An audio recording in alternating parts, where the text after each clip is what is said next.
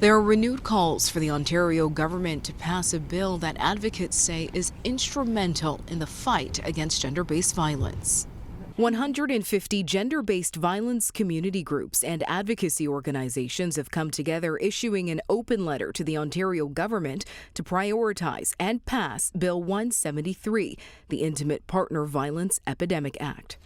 Sheila McDonald is the director of the Ontario Network of Sexual Assault Domestic Violence Treatment Centres, one of the organizations to sign the open letter, and says more needs to be done. It's not going away, and we need to do more. We need to have more resources. We need to make sure that survivors of violence are supported, and we need to do so much more to stop it in the first place. The open letter comes on the International Day of Remembrance and Action on Violence Against Women.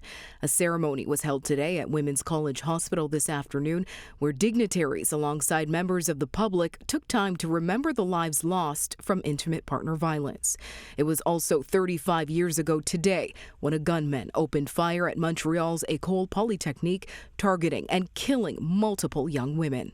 35 years ago, 14 young women were murdered at École Polytechnique for the crime, the offense of being women and of daring to study what patriarchy deemed to be a masculine field.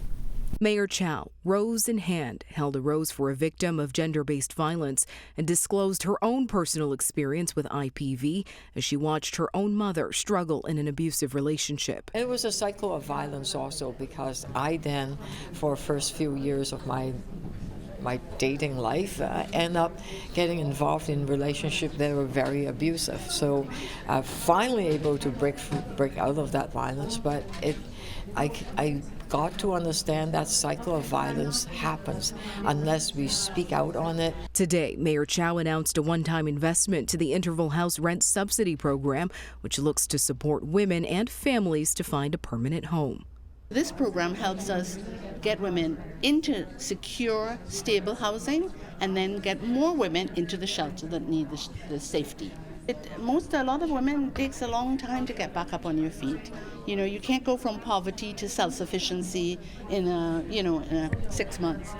According to the Ontario Association of Interval and Transition Houses, who tracks media reports of gender-related killings in Ontario, there have been a total of 62 reported femicides in the province since November 26th of 2023 until November 25th of this year.